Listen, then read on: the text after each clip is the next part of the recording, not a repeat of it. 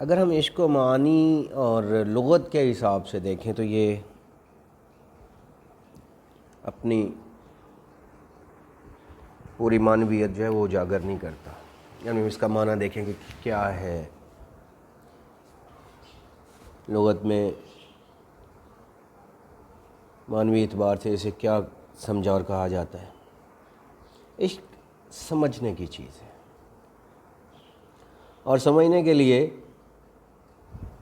آپ یقین کریں کہ کتابوں کو، گفتگو کو جتنا پڑھ سن لیا جائے شاید یہ سمجھنا ہے.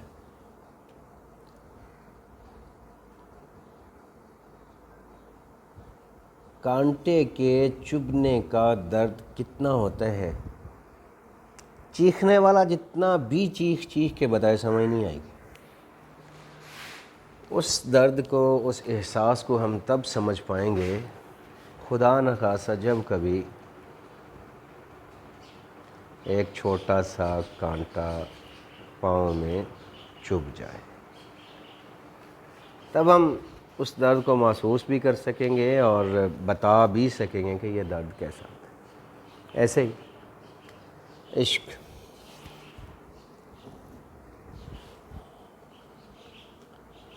ایک خودی سے بے خودی تک کا سفر ہے. بات مبہم ہوتی جا رہی ہے. اب خودی ہے کہ اب ہو آپ کا ہوش، بے خودی آپ کا جوش ہے. خودی میں آپ اپنے آپ کو پہچان رہے ہیں، دیکھ رہے ہیں، آپ کو اپنی عزت کا بھی خیال ہے، اپنے مقام مرتبے کا بھی خیال ہے. اور بے خودی اس سے ماورا ہے. یعنی جب ان ساری چیزوں کو آپ داؤ پہ لگا دیں، اور جس چیز کے لیے آپ اس چیز کو داؤ پہ لگا رہے ہیں وہ عشق ہے. وہ شخصیت سے ہو، کسی منظر سے ہو، کسی جذبے سے ہو.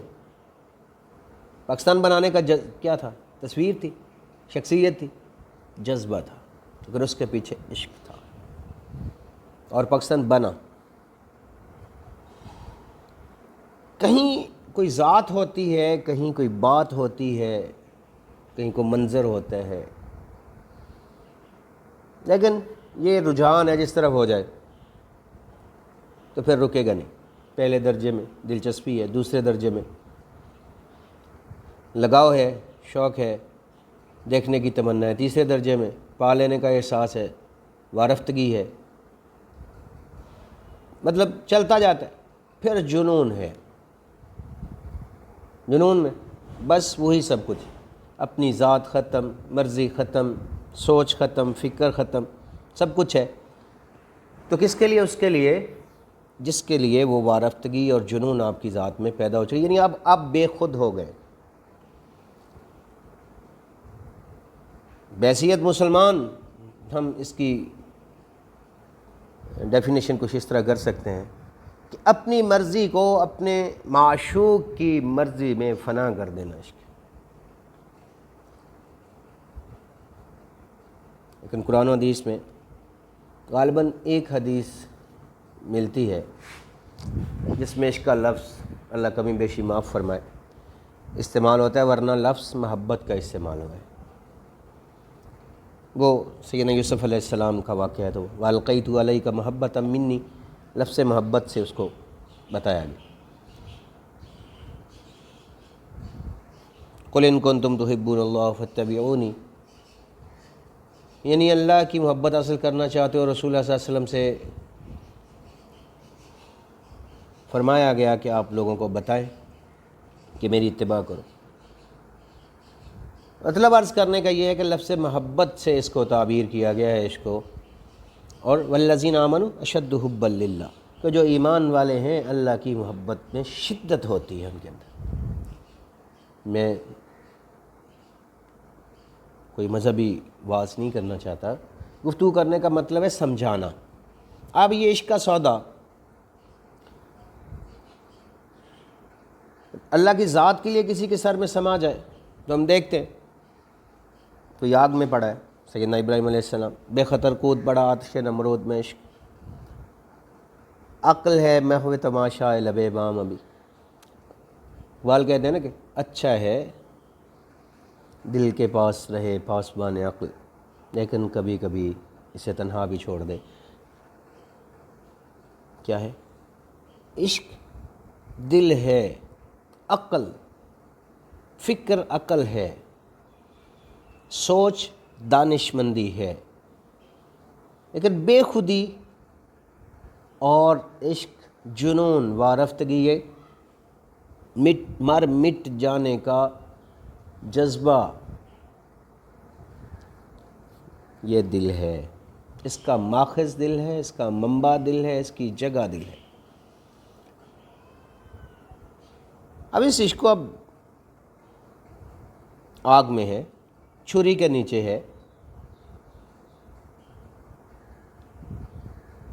کنویں میں ہے، مچھلی کے پیٹ میں ہے، طائف کی وادی میں ہے، شاب ابی طالب میں ہے.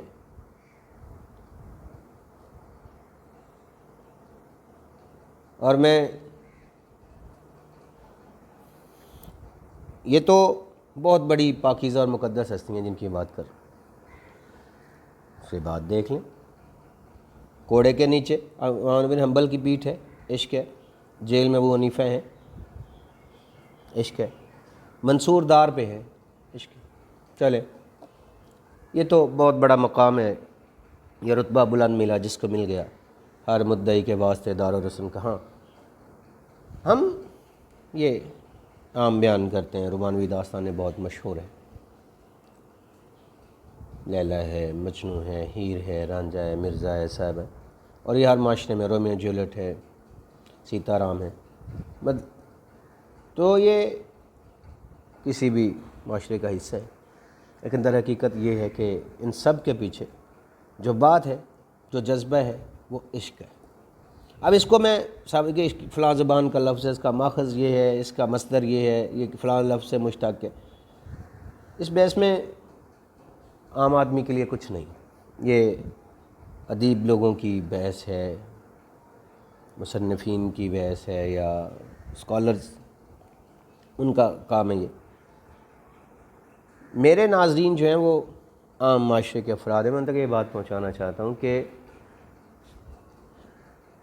عقل کے راستے دل تک جو بات پہنچی، پھر اس بات کا سودا سما گیا اور اس بات پہ دل نے ضد پکڑ لی، اور پکڑتے پکڑتے سوائے اس کے اور کچھ نظر نہیں آ رہا، تو وہ مقام فنائیت ہے.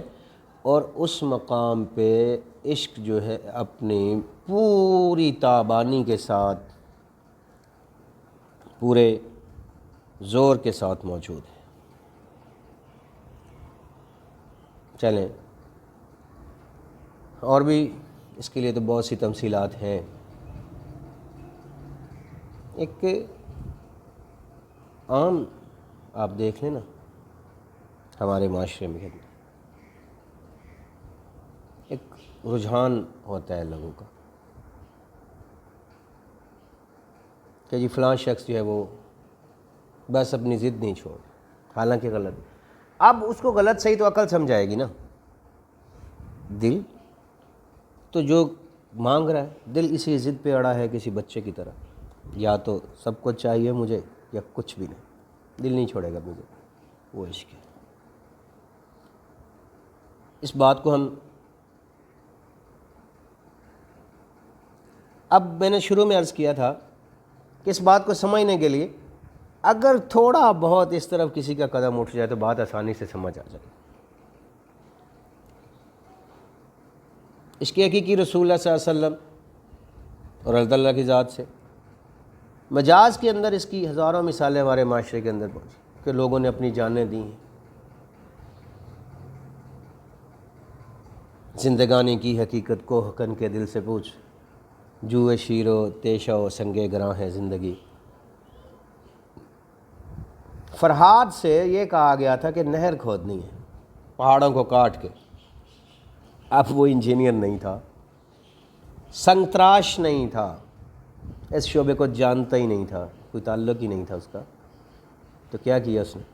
تیشہ اٹھایا، شروع ہو گیا، نہ دن نہ رات، کوئی چین نہیں، کوئی سکون نہیں، لگا ہوا ہے کیا کہ نہر کھودنی ہے اپنے مقصد کو پانے کے لیے، اپنے مطمع نظر کو حاصل کرنے کے لیے کیا کرنا ہے؟ نہر کھودنی، لگا رہا۔